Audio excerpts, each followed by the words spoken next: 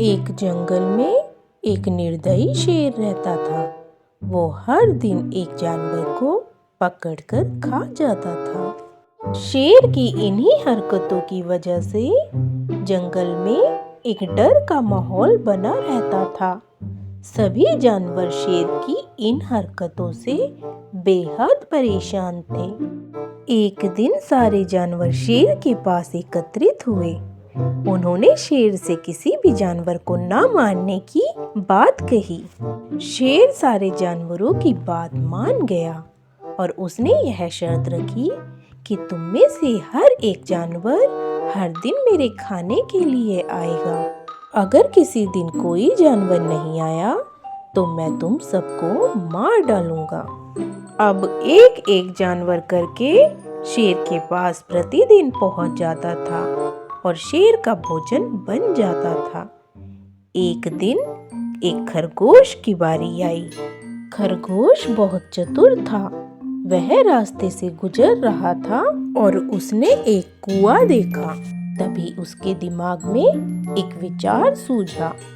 शाम को जब खरगोश शेर की गुफा में पहुंचा तो शेर खरगोश पर बहुत जोर से दहाड़ा और शेर ने खरगोश से पूछा, तुम दिन भर कहाँ थे? मैं सुबह से तुम्हारा इंतजार कर रहा हूँ। खरगोश ने बड़ी चतुराई से शेर से कहा, हुजूर मैं तो आप ही के पास आ रहा था, लेकिन रास्ते में एक और शेर ने मुझे रोक लिया। शेर ने बड़े क्रोधित होकर कहा, एक और शेर? कहाँ है भला वो? तुम मुझे उसके पास लेके चलो। खरगोश शेर को कुएं के पास लेके चला गया और शेर से कहा, हुजूर वह शेर तो इस कुएं के अंदर है, जरा देखो वह यहाँ है। शेर ने कुएं में अपनी परछाई को ही देखा। वह उस परछाई पर गुर्राने लगा। वह परछाई भी शेर के साथ गुर्राने लगी। शेर को अब बहुत गुस्सा आ चुका था।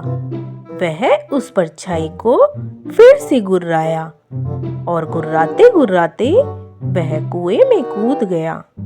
कुएं में कूदते ही शेर का भी अंत हो गया। खरगोश की चतुराई के कारण अब जंगल के सभी जानवर बिना डर के जंगल में रहने